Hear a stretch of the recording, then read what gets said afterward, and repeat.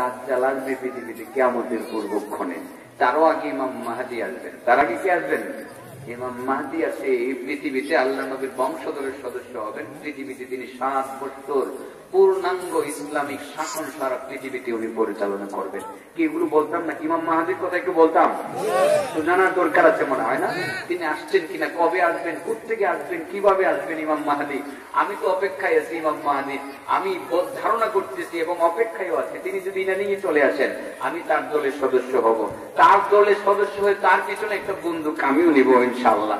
Licence জানি একটা বন্দুক নিয়া উনি যেভাবে কাফের মুশরিকদেরকে মোকাবেলা করে, ট্রাম্প আর মানে কি কয়, ইন্ডিয়ার এটার নামও তো বললা জায়গা, নরেন্দ্র মোদী সহ যারা আছে, ইসলামের দুশ্মন যারা আছে, তাদের বিরুদ্ধে ইমাম মাহদী যেরকম যোদ্ধা হিসেবে নেতৃত্ব দিবেন, আমি দোয়া করছি তিনি যদি ইরানি আসেন, আমি তার সহযোদ্ধা হিসেবে তার পিছনে থাকবো, এক কদম পিছপা হব না। আমি দোয়াটা করতেছি ইমাম মাহদী ইরানিকে চলে আসুক।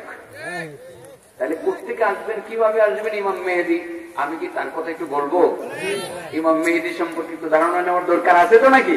ইমাম মেহেদী আসলে আল মাহদী, আমরা মেহেদী বলি আর কি।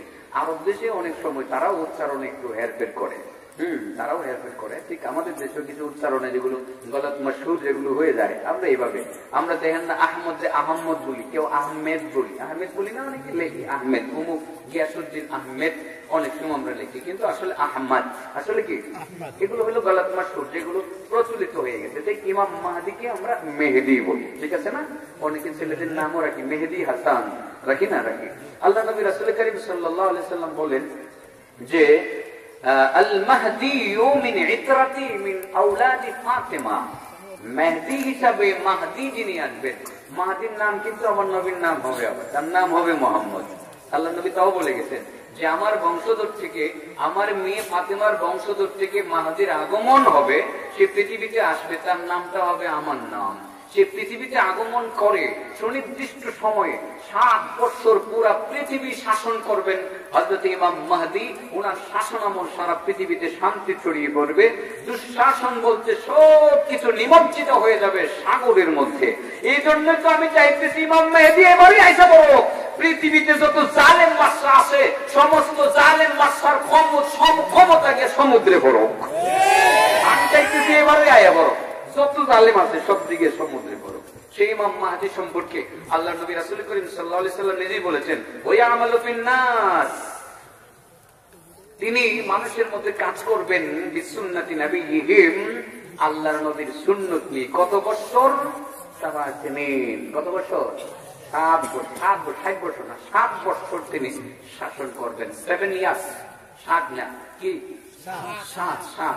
একটু ভুল বুঝবেন না কিন্তু, আবার কিছু ভুল বুঝাবুঝি আমাদের দেশে আছে। 60 গম্বুজ মসজিদ কই না আমরা, 60 গম্বুজ কি আসলে 60 গম্বুজ না? আমি কে গণি 1 2 3 গনতে 82টা হয়ে যায়। ইমাম সাহেবকে খুঁজে বের করলাম, লম্বা ইমাম সাহেব, অনেক বড় হুজুর।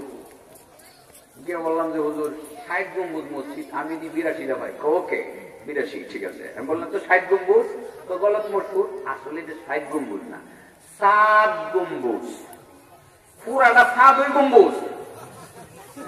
এইটারে মানুষ বলতে বলতে 60 গম্বুজ কইছে। এখন আমি 7 বছর কইছি, আপনার এখন 60 বছর। এই জন্য ইংরেজিতে কইছি 7 ইয়ার্স। কত বছর? 7 বছর তিনি সাধক, মানে এই পৃথিবী তিনি শাসন করবেন হযরত ইমাম মাহদী। ওনার আগমনটা কোত্থেকে হবে? আল্লাহ নবী রাসূল করিম সাল্লাল্লাহু আলাইহি সাল্লামের সাহাবিয়া উম্মে সালমা তিনি বললেন, ইমাম মাহদীর আগমনটা বলুন। ইয়াকুনু ইখতিলাফুন শাদীদুন ইনদা মাউতি খলিফা, মদিনার কোন একজন খলিফা যখন মারা যাবে, তখন রাষ্ট্রনায়ক কে হবে, মদিনার গভর্নর কে হবে, এই বিষয়টা নিয়ে একটা মতনৈক্য সৃষ্টি হবে। কে হবে, অমুক হবে, অমুক হবে, অমুক হবে। আল্লাহর নবীর ইন্তেকালের পরেও কিন্তু একটা ইখতিলাফ হয়েছিল, আপনারা জানেন কিনা? একটা মতনৈক্য হয়েছিল একটা জায়গাতে, সেই জায়গাটা এখনো সিন করা আছে। হাজি সাহেবদেরকে আমি ওই জায়গাটা চিনিয়ে দিই বাবারা। যেই জায়গাতে মিটিং হয়েছিল, বারবার মিটিং এর মধ্যে বিষয়টা আলোচনা হইতেছিল। কেউ বলেন অমুক, কেউ বলেন মদিনা থেকে হবে, কেউ বলেন মক্কা থেকে হবে, কেউ বলে কুরাইশ থেকে হবে, কেউ বলে মদিনার আনসারদের থেকে হবে, কেউ বলে মুহাজিরদের থেকে হবে। এই বিষয়টা নিয়ে কিন্তু অনেক তর্ক বিতর্ক হয়েছিল, যেই জন্য আল্লাহর নবীর দাফনের কাজটা পর্যন্ত বিলম্ব হয়েছিল, ঠিক না বেটি? যে নবীকে রাইখেই ফায়সালা করতে হবে, তা না হয় পরবর্তীতে গন্ডগোল হতে পারে। যেই জায়গাতে এই ফায়সালাটা হয়েছিল ওই জায়গাটা কিন্তু সংরক্ষিত একটা জায়গা আছে মদিনাতে। আমি আপনাদেরকে জায়গাটা চিনে দিই। অনেকে তো আরবি পড়েন না, পড়তে পারেন না হাজী সাহেব, এই জন্য জায়গাটা আপনারা চিনেন না। আমি কিন্তু ঘুরে ঘুরে সব দেখি। আমি কেন দেখি জানি যে এগুলো দেখা বাংলাদেশে কেউ ওয়াজ করানো লাগবো, শীতের সিজন কমো কি শিক্ষা শিক্ষা লিখে লিখে আছে, কথা বলছেন না? কিছু যদি শিক্ষা না হয় তো ওয়াজ কেমনি করবো? প্রতি বছর ওয়াজ করানো লাগে না? নতুন নতুন কিছু না করলে তো করবেন এই বললো আগের গীত গায়, ঠিক না বেশি? এটাই করবেন। এই জন্য আমি যেখানে যাই কিছু একটা লেখা হয় না, এটা ভালোভাবে পড়ি। যদি দেখি যে না এটা থেকে আমার শিক্ষণীয় কিছু আছে, তখন এটা আমি নোট করে নিয়ে আসি। ঠিক সেই জায়গাটির কথা আমি বলছি যে 15 নম্বর গেট মদিনায়, মসজিদে নববীর 15 নম্বর গেট। এই গেট দিয়ে বরাবর আপনি বের হবেন। বের হয়ে মাত্র আধা মিনিট হাঁটবেন। অর্ধ মিনিট হাঁটার পরে বাম দিকে দেখবেন একটা দেয়াল ঘেরা জায়গা আছে। এটার ভিতরে কোনো বিল্ডিং নাই, চতুর্দিকে দেয়াল, ভিতরে কয়েকটা খেজুর গাছ, অন্য কয়েকটা গাছ। ওই জায়গাটাতে দেখবেন সাইনবোর্ডে লেখা আছে এটা হলো বনি সায়েদার জায়গা। ওই জায়গাতে লেখবিলাই বনি সায়েদার জায়গা। ওই জায়গাতে দেখবেন ইতিহাস পুরাটা লেখা আছে যে এখানেই মূলত বৈঠকটা হয়েছিল আল্লাহর নবীর ইন্তেকালের পরে। বৈঠক হওয়ার পরে সাহাবায়ে কেরাম সর্বসম্মতিক্রমে চূড়ান্ত পর্যায়ে আবু বকরকে তারা খলিফা ঘোষণা করেছিলেন। খলিফা ঘোষণা করে এই জায়গাতেই আবু বকরের হাতে তারা বায়াত গ্রহণ করেছিলেন। এটা ছিল আল্লাহর নবীর পরে সর্বপ্রথম সংসদ, এই সংসদে আবু বকরের হাতে সাহাবায়ে কেরাম বায়াত গ্রহণ করেছিলেন। আপনাদেরকে জায়গাটা চিনিয়ে দিলাম। যারা চিনেন তো চিনেন, যারা চিনলেন না 15 নম্বর গেট বরাবর ঢুকবেন, বের হবেন। বের হয়ে আপনি গেট থেকে বের হয়ে ঠিক 1 থেকে আধা মিনিট থেকে একটু বেশি হাঁটার পর বাম দিকে দেখবেন চতুর্দিকে দেয়াল ঘেরা একটা জায়গা, সবুজ সবুজ কয়েকটা গাছ। ওই জায়গাটা হইল আবু বকর সিদ্দিকের প্রথম সংসদ। ওখানেই সমস্ত সমস্যার সমাধান হয়েছিল। জায়গাটা চিনিয়ে দিলাম। আরবিতে লেখা আছে এবং ইংরেজিতে লেখা আছে, উর্দুতেও লেখা আছে, ফার্সিতেও লেখা আছে, মজার বাংলা নাই। বাংলা নাই। বাংলা ঢুকানোর চেষ্টা করতে হবে আমাদের। বাংলাদেশি ওই দেশের মানুষের কাছে প্রিয় হওয়া লাগবে। ওখানে গিয়ে চুরিদারি করলে চলবে না তো, আমাদেরকে পছন্দ করবে কিভাবে? তবে বাংলাদেশের অনেক লেখা, বাংলা লেখা অনেক আরবি অনেক চলে এখন, বিভিন্ন জায়গায় দেখেছি। দিন দিন সেটা ডেভেলপ হচ্ছে। আল্লাহ রাসূল সাল্লাল্লাহু আলাইহি সাল্লামের সাহাবী উম্মে সালমা বলেন, আল্লাহ নবী বলেছেন যে মদিনাতে যখন খলিফা নিয়ে মতনৈক্য সৃষ্টি হবে একজন খলিফার মৃত্যুর পরে, ফায়াখরুজু রাজুলুম মিন আহলিল মদিনা হারিবান ইলা মক্কা, তখন একজন লোক মদিনা থেকে দৌড়ে পলায়ন করার জন্য মক্কার উদ্দেশ্যে বের হইবেন। অতি ক্ষমতা থেকে বাঁচার জন্য, কারণ ক্ষমতার নেতৃত্বের বইয়ে আবার নিয়ে আমার নেতা বানাইলা, আবার নিয়ে নেতা বানাইলা, এটার বইয়ে। তার মানে বোঝা গেল আল্লাহ ওয়ালারা নিজেরা নেতা হইতে চান না, বরং নেতৃত্ব থেকে তারা দূরে থাকতে চান। কিন্তু আমাদের দেশের মানুষ একটু ভিন্ন। নেতা হওয়ার জন্য পাগল, প্রয়োজনে 5 কোটি খরচ করে নেবো, ঠিক না বেঠি? নেতা হওয়ার জন্য আরে বাবা, নেতৃত্বের যে কি প্রতিযোগিতা আমাদের দেশের মধ্যে মানুষ করে, ও নেতা হওয়ার জন্য পাগল। আর ওই নেতা হওয়ার পর যে তার ক্ষমতা কি বাড়ে, এটা আসলে বললেও শেষ করা যাবে না। এর ক্ষমতার কোন শেষ নেই, তার ক্ষমতা আজকে আলোচনা করব না। তবে নেতৃত্ব থেকে যত দূরে থাকার চেষ্টা করা যায় ততই ভালো, ঠিক না বেটি? আল্লাহর পক্ষ থেকে যদি নেতৃত্ব আসে, সেই ক্ষেত্রে আল্লাহর পক্ষ থেকে সাহায্য আসবে। আর যদি নিজে চেয়ে পয়সা খরচ করে আপনি নেতৃত্ব নেন, আল্লাহর সাহায্য আপনি পাবেন না। মানুষ আপনাকে ইজ্জত করবে না, তো সম্মান দিবে না। আপনি তো টাকা দিয়ে নেতৃত্ব কিনছেন, বুট তো আপনি চুরি করছেন, কোটি টাকা খরচ করে বুট নিছেন। মানুষ তো আপনি এমনিতে আপনার বুট দিছে না, ইজ্জত করবো কোথেকে? আর আপনিও চিন্তা করবেন মানুষের দাম দেবো কি করতাম আমি তো টেহা খরচ করে পাস করছি, মানুষকে আমার বুট দিতে চাইছে, টেহা খরচ করে বুট নিছি, না এলে টেহা খরচ করে পুলিশে বাইক করে কেন্দ্র দখল করে আমি এমপি উঠছি। এটা তো আপনি নিজের ভিতরেই আছে। মানুষের আপনার দাম দিত না, আপনিও তারে দাম দিতেন না, ঠিক না? সত্যিকার অর্থে যারা মানুষের সমর্থন নিয়ে আল্লাহ পাকের রহমতের নেতা হয়, তারারে আমার আল্লাহ নিজে সাহায্য করে, ঠিক না বেঠে? নেতৃত্ব ভালো মানুষের চাইয়া নেয় না। এই জন্য এই লোকটা মদিনা থেকে মক্কায় আসবেন। কোথায় আসবেন? আপনারা কিন্তু আমার একটু মাঝে মধ্যে আটকায়, আবার যদি রাজনীতি হয়ে যায় একটু সাবধান করে দিয়ে, যদি রাজনীতি হয়ে যায় তাহলে ঝামেলা আছে। এই মাঠে আরো 10 বছর আই থাকতাম না, আরো 10 বছর এই মাঠে আমার আরো বন্ধ হয়ে যাবো। আমার মাঝে মধ্যে একটু রাস্তা দেখাই দিয়ে, কারণ আমি তো ইমাম মেহেদির কথা করতেছি, চিন্তা করতেছি ইমাম মেহেদি এবার আইলে এবার ওই সমস্ত জালেমের পতন হইব। আমি তো দোয়া করতেছি ইমাম মেহেদি আইসা বলো দুনিয়ার সমস্ত জালেমের ক্ষমতা দুলিশাত হয়ে যায়। আল্লাহ নবীর হাদিসটা তো এই জন্য নিয়ে আসছি, আল মাহদি মিন ইতরাতি। আল্লাহ নবী বলছে মাহদি আমার বংশের হইব, আমার বংশের লক্ষণ প্রকাশ পাইছে। তবে এই বছর খুব কাছাকাছি আইসা পড়বো ওইটা গ্যারান্টি নেই, দেরি হইতে পারে, ঠিক না? ঠিক, একটু দেরি হইতে পারে। আল্লাহ নবী বলেন মদিনা থেকে একটা লোক বাইরিব, মদিনা থেকে লোকটা বাইরিয়া সে মক্কার দিকে পলায়ন করব। তখন মানুষ দৌড়াইয়া তারা দৌড়তে পারতো না। আমি ক্ষমতা চাই না, আমি নেতৃত্ব চাই না।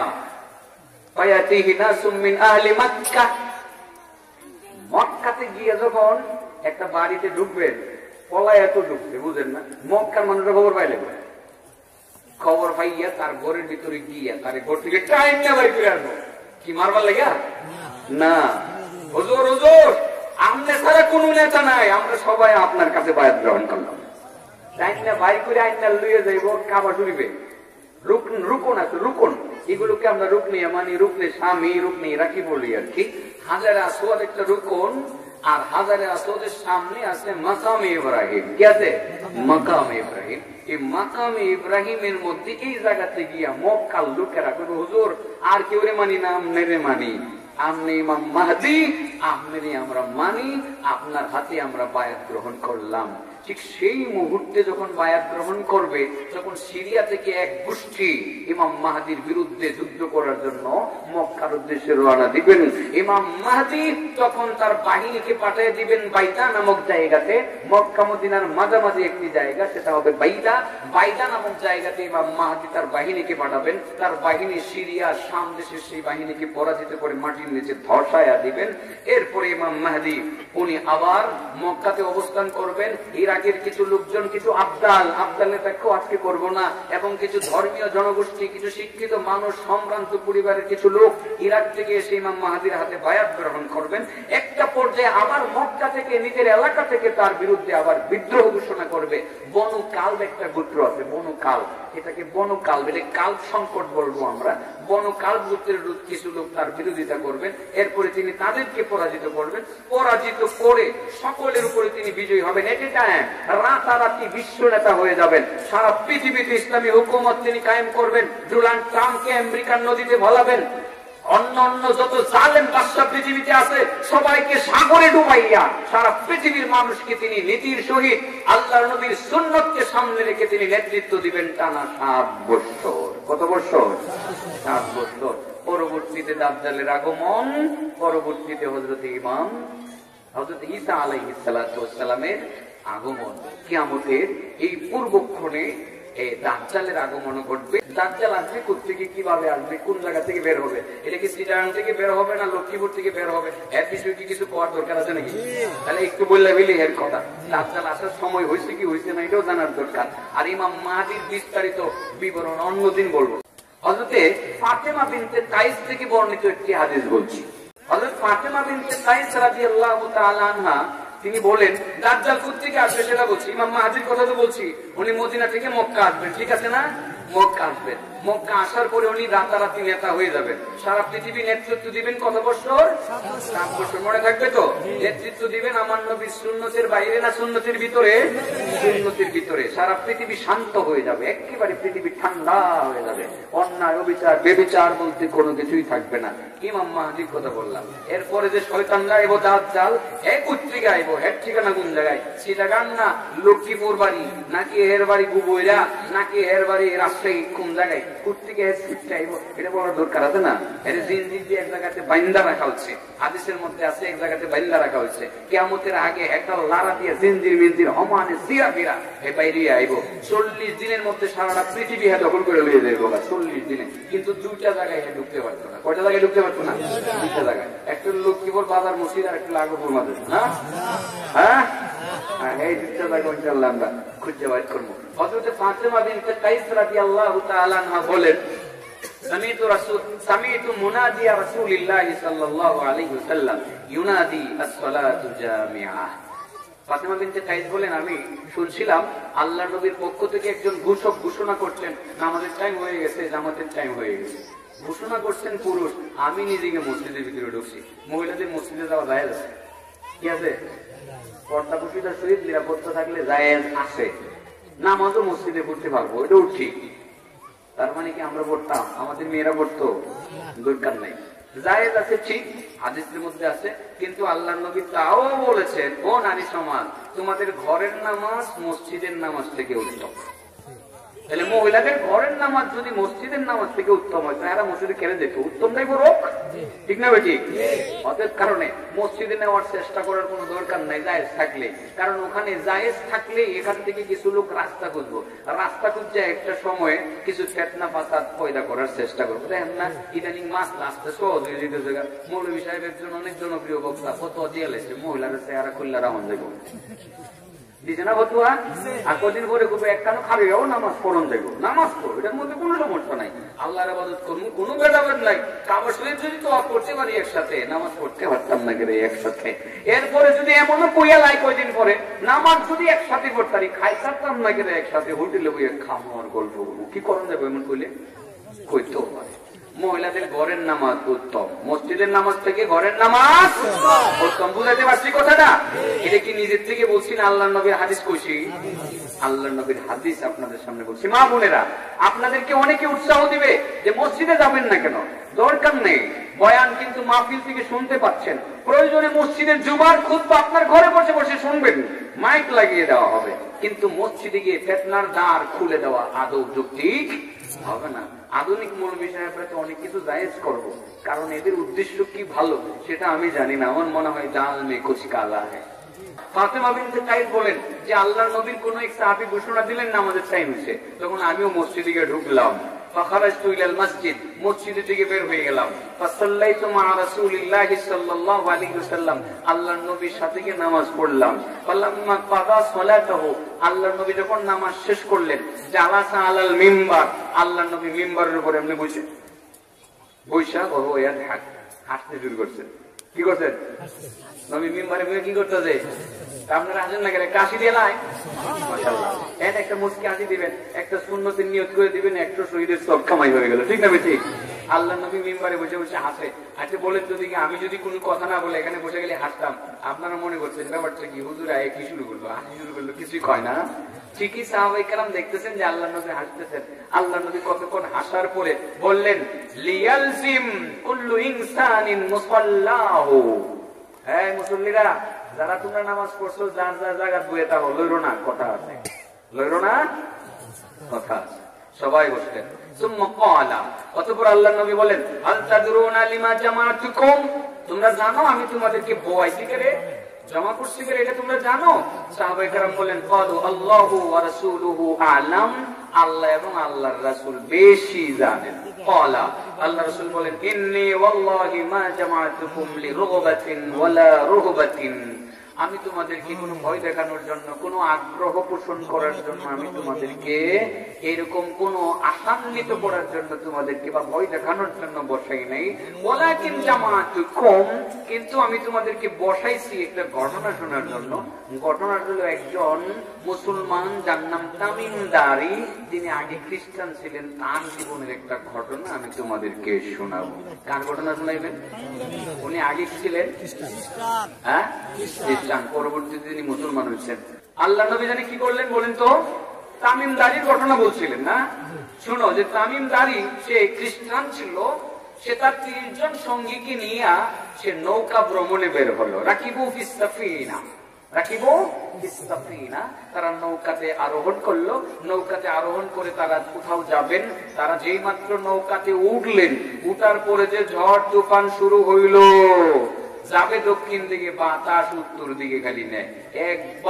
এক মাস টানা এরা ডার ভাইয়াও পানি বাতাসের বিপরীতে কি নৌকা নেওয়া যাবে? তখন কি ইঞ্জিন ছিল, লঞ্চের মতো শক্তিশালী কোন মেশিন ছিল? কোনো কিছুই ছিল না, নিতে পারে না। 1 মাস নৌকারে বাতাসে উল্টা, বাতাসের বাউবা নিতে নিতে এমন জায়গায় নিল, এরা সামনের দিকে যাবে, যাবে দক্ষিণে, নৌকাটা কোন দিকে? উত্তরে। 1 মাস নৌকার ভিতরে আর কত ভালো লাগে, বোরিং লাগতেছে তাদের। নৌকাটা গিয়ে বিশে একটা চরে। কোথায় বেশে? চরে। এটা হাদিস। হাদিস বলতেছি তিরমিজি শরীফ 2য় খণ্ড 53 পৃষ্ঠা। আপনি তিরমিজি পড়েন না বেটা? হ্যাঁ উস্তাদ, অ্যাকচুয়ালি উস্তাদ হচ্ছে। তিরমিজি শরীফ 2য় খণ্ড 53 পৃষ্ঠা দিকে বলতেছি, হাদিস বলতেছি। কিন্তু এই মাঠের মধ্যে হাদিস 7-8 বছর আগে আংশিক কিছু বলছিলাম, আজকে পুরোটা বলতেছি। 1 মাস পরে তামিমদারির নৌকাটাকে নামলো চরে। চরের মধ্যে সবাই উঠলেন। উঠার পরে তামিমদারি বললেন, উঠতেই দেখি ভূতের মতো একটা লোক দেখা যায়। কি মতো? দাঁড়িয়ে আছে, তার ব্রু অনেক লম্বা লম্বা, মাথার চুল অনেক লম্বা লম্বা, কানের পাশে ব্রু। হ্যাঁ, যাই হোক তামিমদারি চরে উঠতে একটা লোক পাইলেন ভূতের মতো। না, আমার শরীরটা ভূতের মতো, ভূতের মতো। তামিমদারি সেখানে গিয়ে উপস্থিত হয়ে বলেন, আল্লাহ তোদের তোর অমঙ্গল করুক, মানান যায়। তুই কাটা? আমি কাটা মানে তুই কাটা? ভূতে বলতেছে তুই কাটা। তখন তামিমদারি বললেন যে আমি আরবি একজন লোক, আমরা দীর্ঘদিন যাবত এই নদীতে ছিলাম, নৌকাতে ছিলাম, আমরা এখানে উঠতে আসছি, কোন রকমে যান বাঁচাইছি, তুই কাটা? তখন হ্যাঁ আনাল জাসসা, আমি বললাম গোয়েন্দা। আমি গোয়েন্দা। গোয়েন্দা বুঝেননি? যে খবর চুপি চুপি খবর লয়, খবর লে জায়গা মধ্যে বসে আছে। এই মাহফিলও গোয়েন্দা থাকতে পারে, থাকতে পারে না? এটা কি ওয়াজ করতেছে, এটা কোন হুজুরে কি ওয়াজটা করতেছে, ব্যাখ্যাও দিব কি এই কথাটা কি করলো ইমাম মাহাদি যদি আই পড়ে জালেম বাদশার ক্ষমতা যাইব, ওইটা দিয়ে কারে বুঝাইছে, এই হুজুরে কারে বুঝাইছে, কারে বুঝাইছে বিশ্লেষণ করে এটা নিয়ে কিন্তু জায়গা মতো খুলবো। ঠিক আছে না? এটারে গোয়েন্দা কয়। এটারে কি কয়? গোয়েন্দা কয়, সিআইডি কয়। তো আমি তো কইছি জালেম বাদশার কথা কইছি। জালেম বাদশা কি দুনিয়াতেও আছে নাকি? ইমাম মেহেদি এসে সব দিন কচু কাটা করবো, সব দিন কচু কাটা করবো। ইমাম মেহেদি করলে আমরা তার পিছিয়ে যেতাম না ইনশাল্লাহ। ইমাম মেহেদির লোকে আসি, আপনারা কি থাকবেন? ইমাম মেহেদির সাথে থাকবেন? হাজরান হাজরান, আল্লাহ কবুল করো। মাশাআল্লাহ, সব ইমাম মেহেদি, ইমাম মেহেদির সৈনিক। কিন্তু এখানে সারা পৃথিবীতে ইমাম মেহেদির সৈনিক দিন দিন বাড়তেছে, লক্ষণে এরকমই বুঝাইতেছে। খুব কাছাকাছি সময় 5-7 বছরের ভিতরে যদি আইয়েই করে, তখন পৃথিবীর অবস্থা আল্লাহর রহমতে অনেক সুন্দর হয়ে যাবে ইনশাআল্লাহ। শান্ত হয়ে যাবে পৃথিবী, থাকবে না কোনো রাহাজানি, থাকবে না কোনো হত্যা গম, থাকবে না কোনো অন্যায় অবিচার বেবিচার, শান্তিতে বাঁচতে থাকবে পুরোটা পৃথিবী। 7 বছর টানা এই কাজটা তিনি করবেন ইনশাআল্লাহ তাবারাক ওয়া তাআলা। যাই হোক, ওই যে তামিমদারি গিয়ে ওখানে বেরছেন, তারা দিকে তুই কারা? তো আমি গোয়েন্দা। তাহলে খবর দে, লা উখবিরকুম ওয়ালা আস্তাগফিরুকুম, আমি খবর দিতাম না, তোর কাছে নিতাম না, তোরা জানতে। ইমাম তামিমদারিকে দিবেন সরাই, তামিমদারি করবেন তো খবর কই থেকে পাবো? ও যে গির্জা আছে এটার ভিতরে যায়, গিয়ে দেখবো গির্জা, পুরান ঘর, ইটের ঘর, তোর মাটির ঘর, পুরান ঘর। গিয়া তামিমদারি বললেন ওখানে গিয়ে দেখি, আল্লাহ নবীর কাছে বলতেছেন, ওখানে গিয়ে দেখি একটা টেকরা, একটা লোক, কি একটু কানা, আর হাত পাও জিঞ্জির লাগানো। কেডা কেডা? আরে কেডা?